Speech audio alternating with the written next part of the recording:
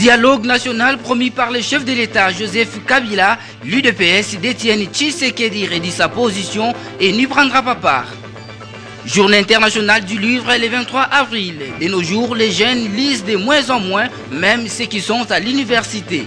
Fin du bicéphalisme à l'Assemblée provinciale de l'Équateur. La Cour suprême de justice a rendu lundi un arrêt confirmant Jean-Bertrand Ibambé comme président. Antenne A, le journal, Eric Izami. Bienvenue dans ce journal, mesdames et messieurs, bonsoir. Sur ces plateaux, je ne suis pas seul.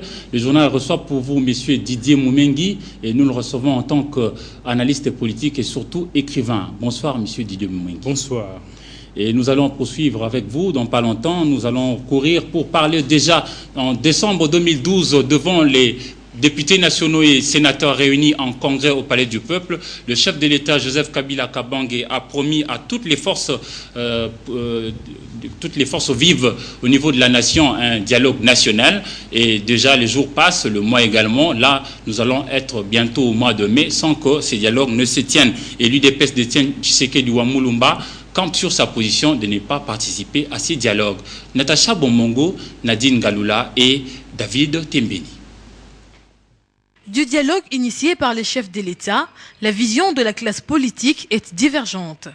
Le secrétaire général de l'UDPS, Bruno Mavungu, ne voit pas l'opportunité de la tenue de ces assises compte tenu des élections chaotiques de novembre 2011. Le contenu, c'est qu'est-ce qu'ils veulent dire, qu'est-ce qu'ils recherchent à travers ces dialogues. Par contre, Kalala Chamboui, acteur politique indépendant, estime que le dialogue politique reste un impératif pour baliser le chemin du développement de la RDC. Nous pensons que le chef de l'État a repris aussi les souhaits de tout le monde. Sur quel problème? Dans la mesure où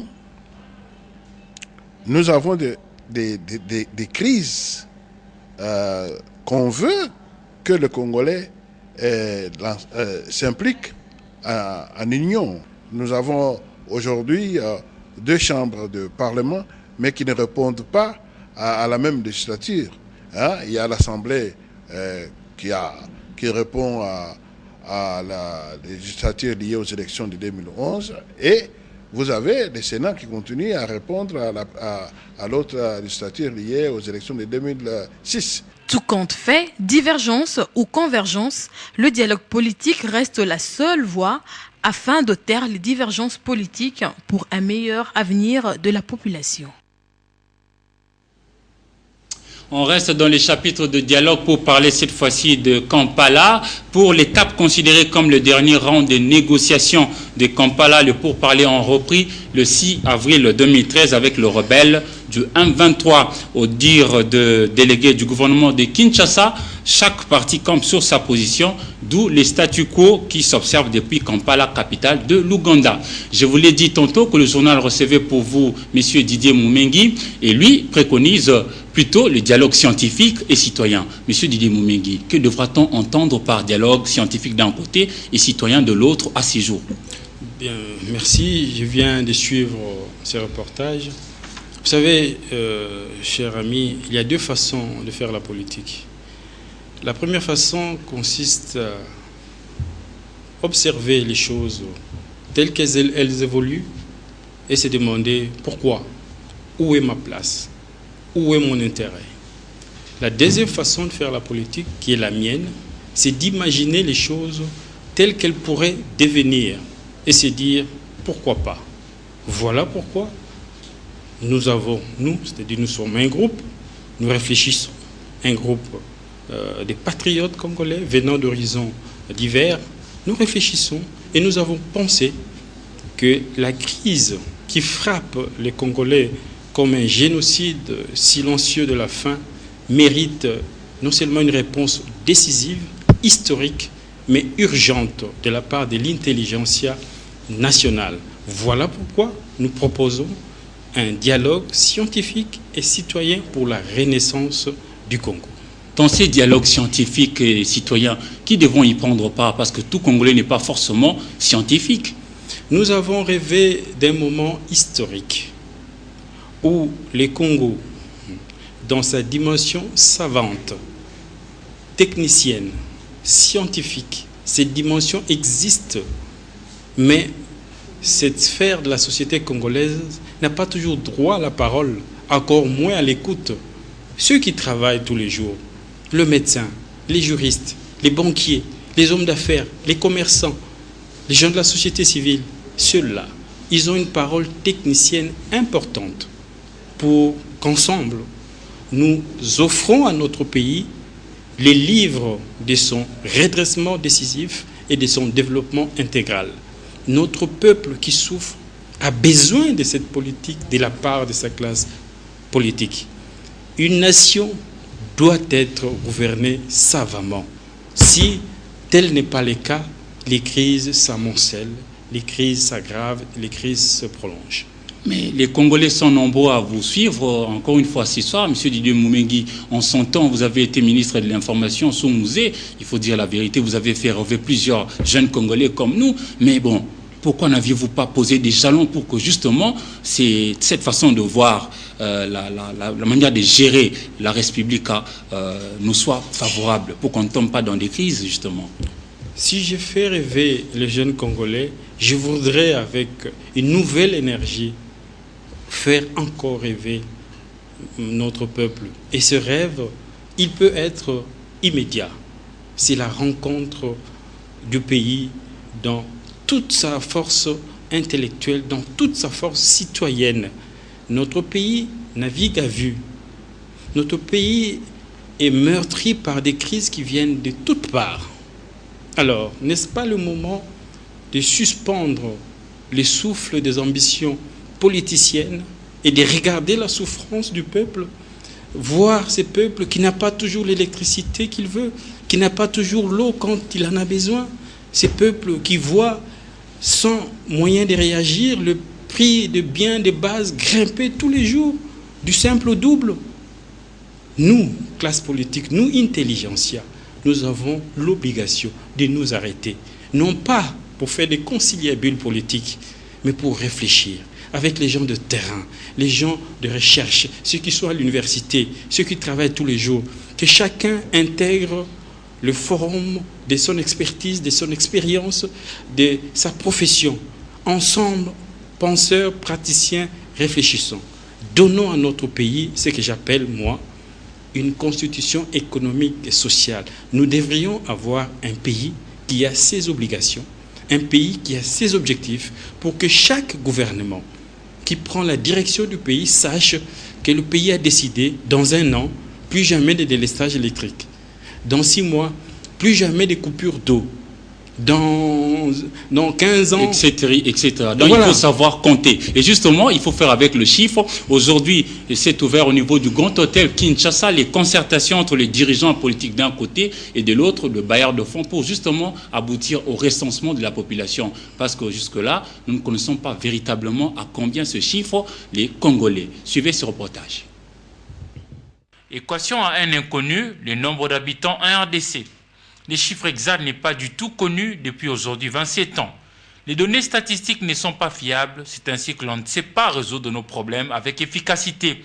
Cette concertation entre le gouvernement central et les panels de bailleurs de fonds participe à la définition de l'approche pour arriver à un recensement sérieux de la population et d'autres structures. L'opération du recensement général de la population de l'habitat fait partie intégrante de la stratégie nationale de développement de la statistique, stratégie nationale en fait dont nous sommes en train de mobiliser les ressources pour le financement. Stratégie nationale qui porte sur les exercices 2013 à 2017, une stratégie qui a déjà été adoptée au niveau du programme plutôt du gouvernement en Conseil des ministres, et que nous devons mettre en œuvre. L'UNFPA, la Banque mondiale, la Banque africaine pour le développement, aux côtés des autres structures, affirment vouloir accompagner l'État congolais pour des décisions adaptées. Nous appuyons en termes de l'enforcement de capacité de statistique en général, mais en plus nous sommes en train d'appuyer l'organisation du recensement général de la population.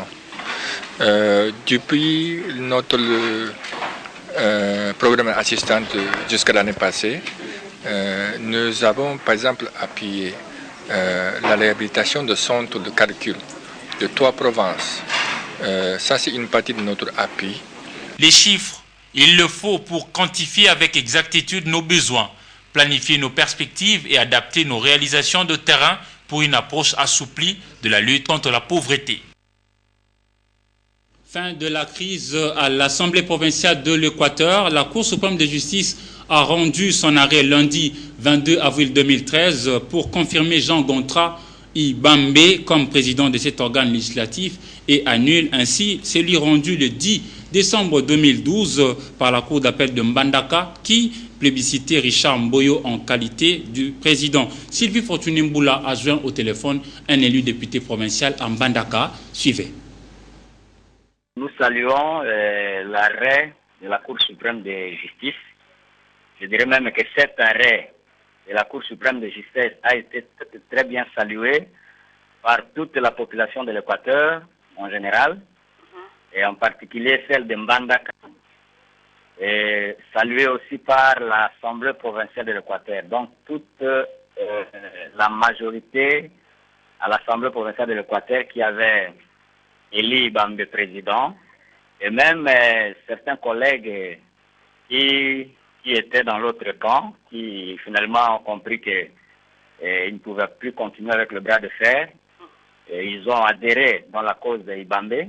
Donc l'arrêt de la Cour suprême de justice a été très bien salué par toutes les couches de la province de l'Équateur. Il y avait vraiment une liesse sans précédent hier en Mbandaka quand nous avons appris cette information. Tout à fait. Nous étions suspendus par la volonté de la justice. Je pense que même Mboyo, qui s'accrochait à l'arrêt de la Cour d'appel de Mbandaka, maintenant il a compris, il doit comprendre qu'il n'avait pas raison. Nous sommes en démocratie, madame. La démocratie, c'est un mode de gestion de pouvoir qui se gère par la majorité. Quand on a la majorité, on a le pouvoir. C'est comme la loi des causes à effet. Lorsque la cause est là, le fait continue. Mais lorsque la cause disparaît, le fait cesse. Donc quand on n'a pas la majorité, on ne peut pas se prétendre de confisquer le pouvoir et diriger par défi. Donc on n'a pas la majorité, on n'a pas le pouvoir. Quand on a la majorité, on a le pouvoir. Donc dans ce cadre actuel, je pense que les amis devaient déjà comprendre que ils avaient perdu la majorité et que la majorité avait basculé dans le camp Ibambe, et ils devaient laisser la gestion de l'Assemblée provinciale de l'Équateur à Ibambe. Bon, ils ont fait ce qu'ils ont fait là, c'était simplement pour bloquer la machine, en sorte que nous passions tout le temps ici sans travailler, alors que toutes les assemblées avaient déjà ouvert le 30 mars passé. Bon, nous, on n'avait pas ouvert à cause d'un seul individu qui est Moyo. Mais aujourd'hui, la Cour suprême a tranché. Je pense que la crise doit cesser, et je crois qu'il n'y a plus de crise. Il y a plus, on ne peut plus continuer à parler de la crise.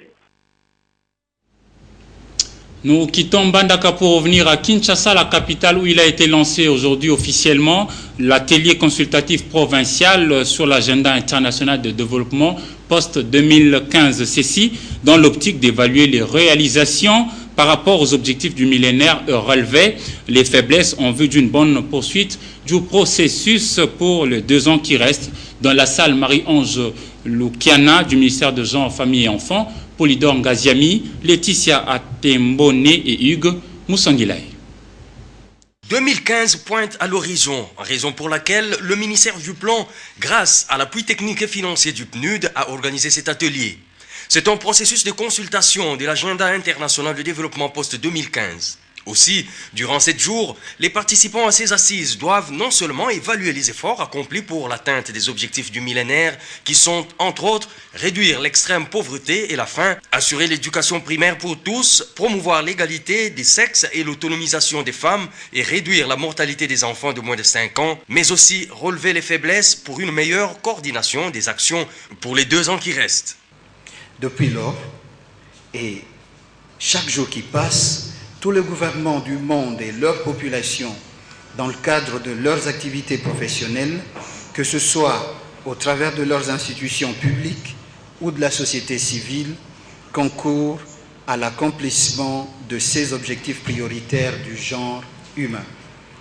Ainsi, tous les exercices et tous les efforts que nous déployons autour de des concepts comme DSRP, sécurité alimentaire, santé pour tous, éducation pour tous, gender, phénomène RED, data, climat des affaires, etc., concourent à la réalisation des objectifs du millénaire pour le développement humain durable.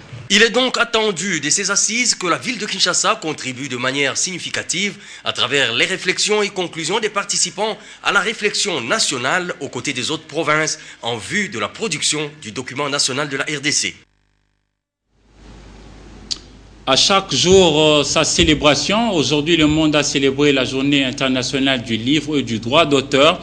La rédaction d'Antenne a réfléchi sur les difficultés d'accès justement au livre en République démocratique du Congo. José Moussangana et Pepito Matondo. Alors que le monde entier célèbre la journée internationale du livre et du droit d'auteur, la République démocratique du Congo n'a pas toujours mis sur pied une politique pouvant faciliter l'accès aux livres.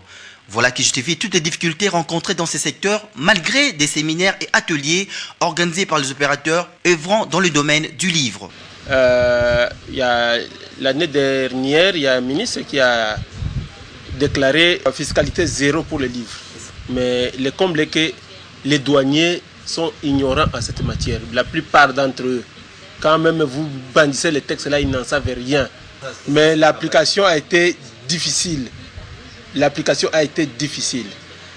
Les livres, le commerce des livres n'est pas un commerce comme les autres. C'est un commerce qui a une particularité et qui devrait avoir le soutien et l'allègement le plus possible de tout un chacun. Mais curieusement, ceux qui viennent frapper à la porte sont des agents. Moi, je suis responsable de ceci. Vous êtes redevable de ceci. L'appel lancé par les opérateurs du livre reste d'actualité. Leur message aiguise la conscience collective du devoir qui incombe à la société civile, entreprises comme pouvoir public, de valoriser et de promouvoir le livre. Aux opérateurs économiques du pays d'investir dans ce secteur. Et le livre véhicule un message. Monsieur Didier Moumengi, vous êtes un auteur, vous écrivez assez souvent. Vous avez publié un livre qui porte le titre de La révolution du pouvoir faire. Je ne sais pas, pourquoi est-ce que le mot révolution revient toujours sur vos propos ou dans vos propos? C'est un mot qui vous est particulier ou comment? Non, mais c'est un mot circonstancié. Lorsque l'évolution d'une nation, d'une société est obérée par des phénomènes, des crises à répétition, il faut savoir marquer un stop pour relancer la marche.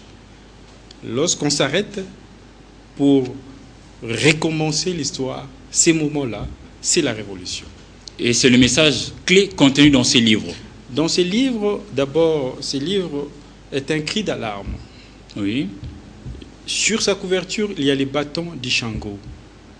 Les cris d'alarme, c'est que le village d'Ishango, là où on a découvert le premier exercice scientifique de l'histoire de l'homme sur Terre, maintenant qu'en Europe, en Belgique, il y a un prix international Ishango, notre société doit prendre conscience que les sciences sont nées ici et que le village d'Ishango doit être réhabilité, valorisé, présenté aux Congolais comme le lieu de la rencontre avec notre ancestralité savante.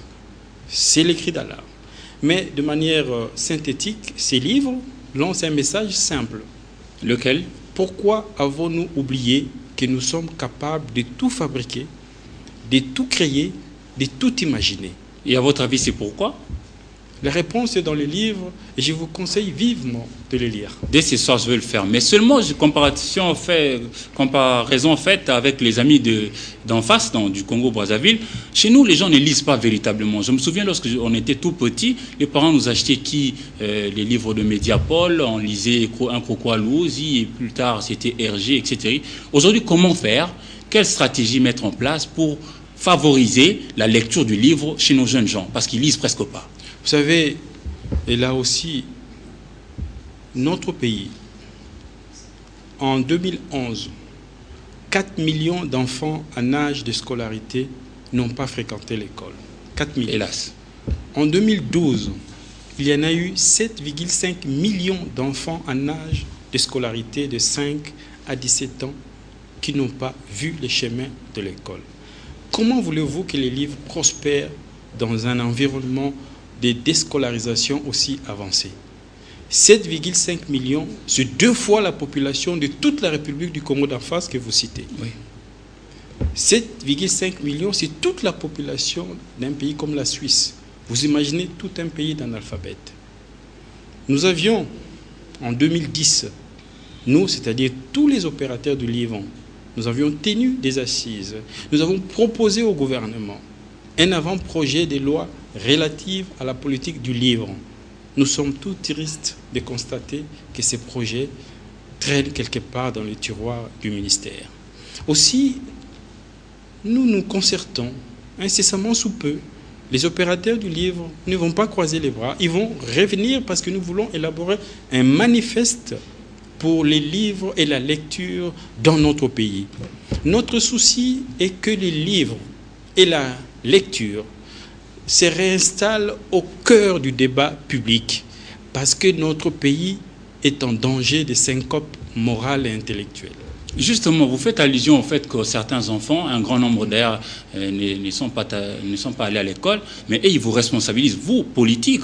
Hein? Bon, dans notre temps, le monde évolue, la science également. Et de l'autre côté de la Méditerranée, c'est déjà les livres virtuels. Nous, d'ailleurs, nous posons la question de savoir si ces livres-là virtuels ne viendront pas chasser les livres traditionnels. On suit d'abord un reportage en rapport avec ça pour qu'on revienne en reparler. José Moussangana. Vertigineuse de nouvelles technologies, une question se pose. Le livre numérique ou virtuel contribuerait-il à la disparition du livre traditionnel ou imprimé? Les livres traditionnels ne disparaîtront pas suite à l'impulsion de nouvelles technologies de l'information et de la communication. À mon avis, les deux versions, que ce soit la version imprimée et que ce soit la version électronique, elles se complètent. Je vous donne seulement un exemple. Dans un pays où on a pas mal de coupures d'électricité, et supposons que les gens devaient toujours se contenter seulement de la version électronique, l'enseignement ne sera jamais donné correctement.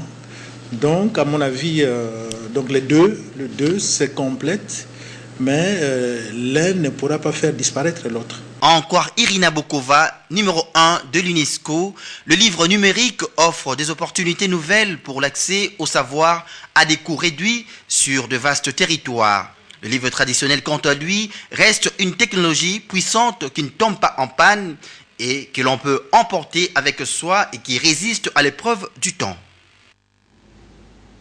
Monsieur Didier Moumengi, que devra-t-on faire justement pour que les livres virtuels viennent compléter les livres traditionnels depuis toujours? Oui, mais on a craint que la télévision supprime la radio. On a aussi soulevé quelques frayeurs par rapport à l'Internet qui allait effacer la télévision. Mais tous ces instruments de communication cohabitent. Et je pense que les livres papier et les livres numériques vont cohabiter.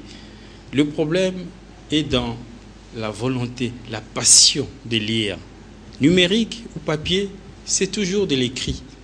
Il faut le valoriser, les deux ensemble, ne pas refuser le progrès, mais ne pas oublier que le livre papier a un contact, j'allais dire, différent.